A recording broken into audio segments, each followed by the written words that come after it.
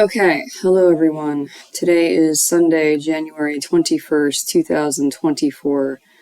Good morning. It's just after 10 a.m. here in Eastern Standard Time of the USA. So being that this topic of fellowship keeps coming up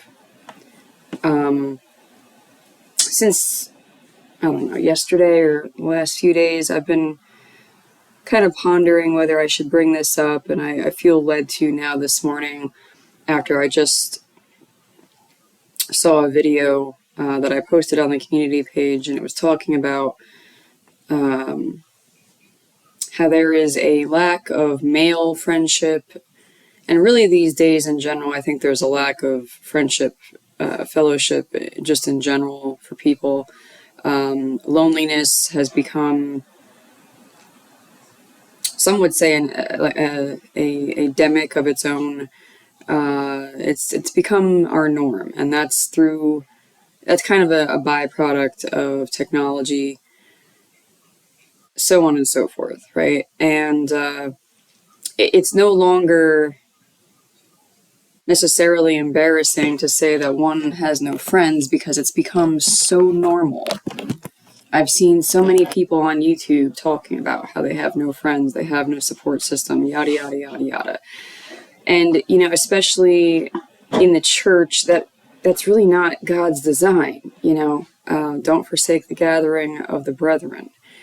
Now, yes, some of us are very unique, different, and it's hard for us to relate, or it could be hard for others to relate to us, and I can definitely empathize with that. But nonetheless, there should at least be some level of fellowship going on.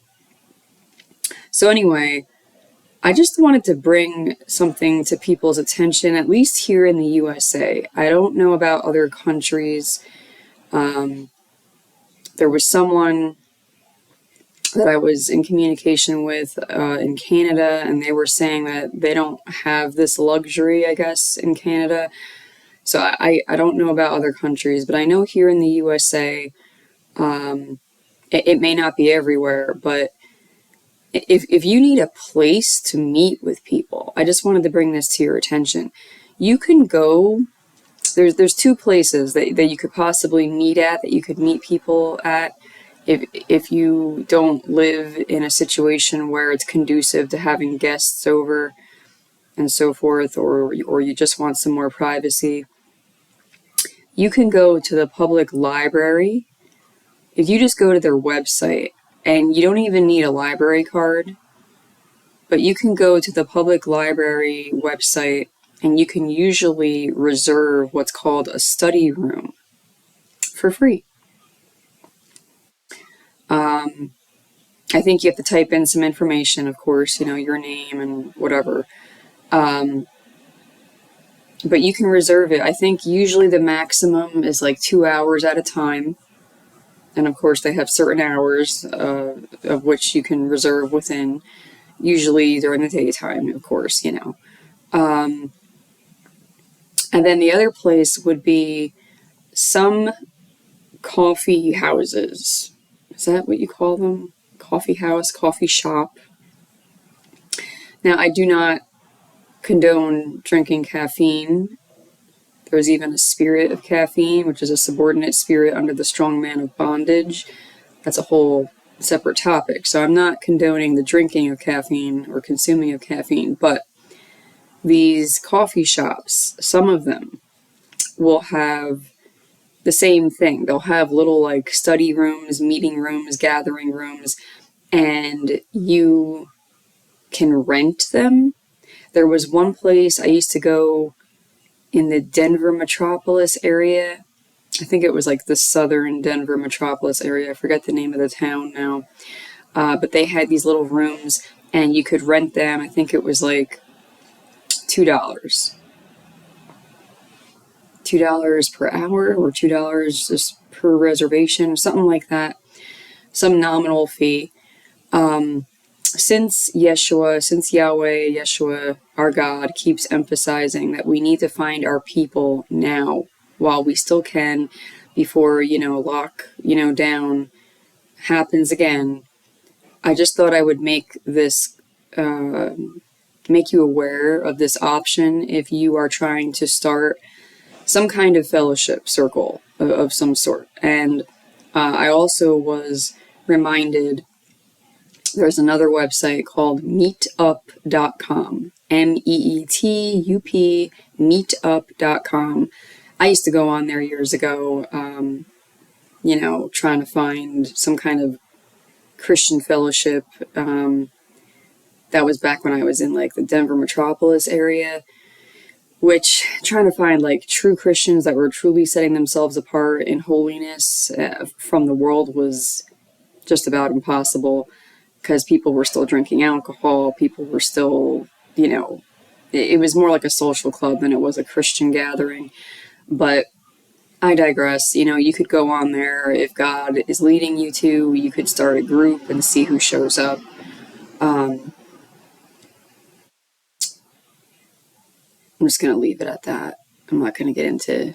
I'm tempted to kind of share what God was kind of trying to do here recently, but anyway. But yeah, I just thought I'd make you aware if you're not aware.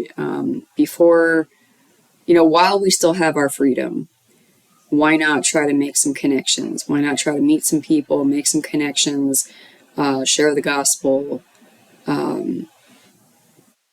So yeah, the public library system is here in the USA. Like, again, it may not be all of them, but I know definitely in Colorado they had them. Where I am now, they have them. So it's just something to look into. Is there somewhere where they have these little rooms that you can reserve for free or maybe a nominal fee? And that's where you could just start gathering with people for Bible study, for just friendship, just fellowship. I'm trying to think if there's anything else relevant of what and you want to be cognizant that persecution is on the rise.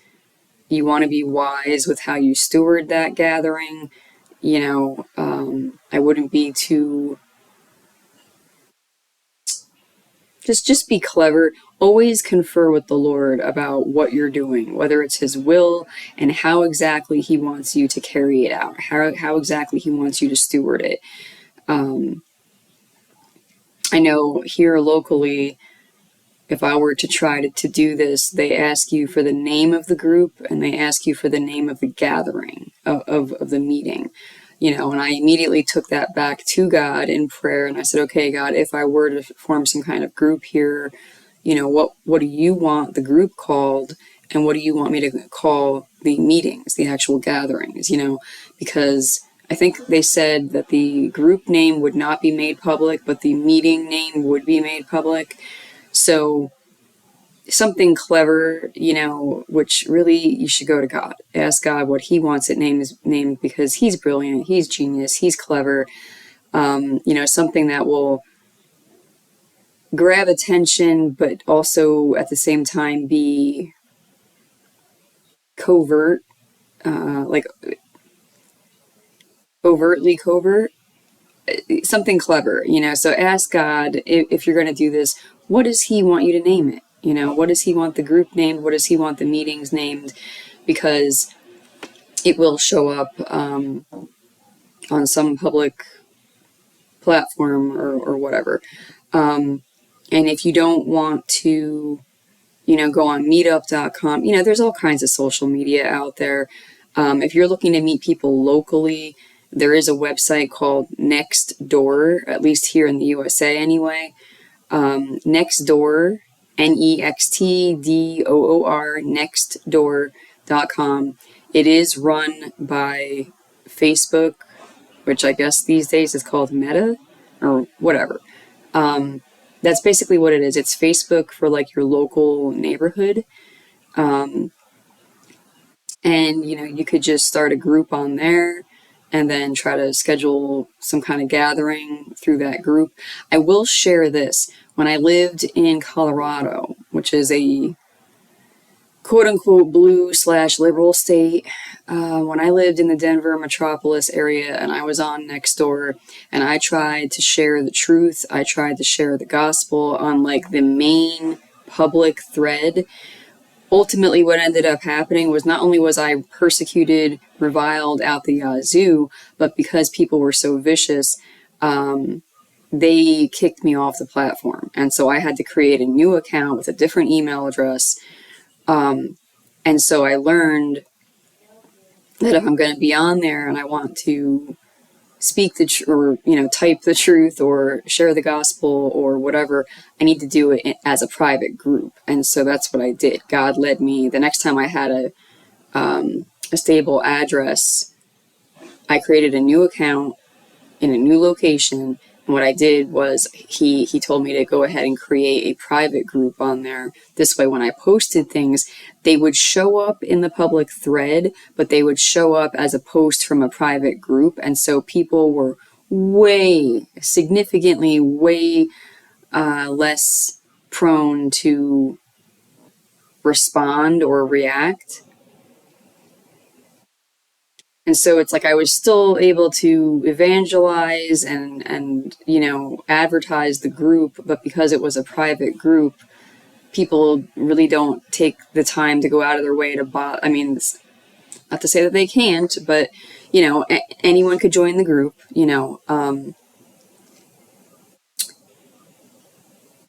So you do whatever God wants you to do. You ask him if he wants you to try to start a group or whatever, and how exactly he wants you to do that. You always have to ask God for the strategy of how to steward, of how to carry out, how to execute. But I just thought I would share this because I think a lot of people aren't aware of this. So again, I don't know what they have available in other countries, and this may not be available all over the US. I don't know. I've only actually looked into this in Colorado and the state that I'm in now. So, but it seems like a pretty common thing here in the US. So look into it. Look into your local library, see if they have study rooms. And there's a difference between a study room and like a meeting or a conference room. The meeting or conference rooms, those are usually for rent by the library. That usually costs money because they know that it's probably some kind of business, even if they're a 501c3, which is technically a business. You want a study room, which are smaller if it's a smaller amount of people, but those are usually free. So I just thought I'd bring your attention to that.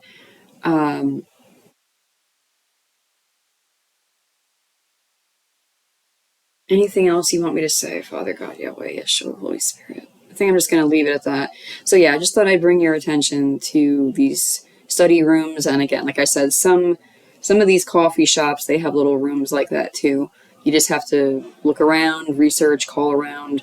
But now is the time, as the Lord keeps saying, now is the time to find your people, to find your fellowship, to find your tribulation tribe, whatever you want to call it, to find your support system, to find your circle. Now is the time to do it, because there will be another lock, down. And I do believe it's coming this year of 2024.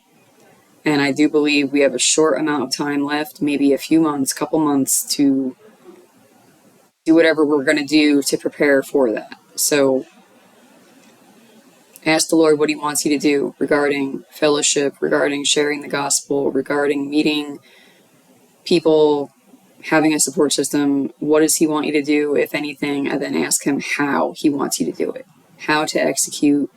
Ask him for wisdom, ask him for strategy. And you know what? Let's pray. Father God, Yahweh, Holy Spirit, Yeshua the Christ of Nazareth, we just ask you right now for your guidance, your counsel. We ask you, Lord, to make us aware of the resources around us. We ask you, Lord, for wisdom in the name of Yeshua the Christ of Nazareth to carry out your will. Will you please give us revelation and conviction as to what your will is, what you want us to do, how and when and with who. Please, Lord, please speak to us. We ask for your voice to become louder to us, Lord. Please make your will known to us, and please give us confirmation. Please give us strategy, Lord, to carry out your will, to prepare for what's coming. We ask for all of this in the name of Yeshua, the Christ of Nazareth. Amen. I bless you all in the name of Yeshua, the Christ of Nazareth.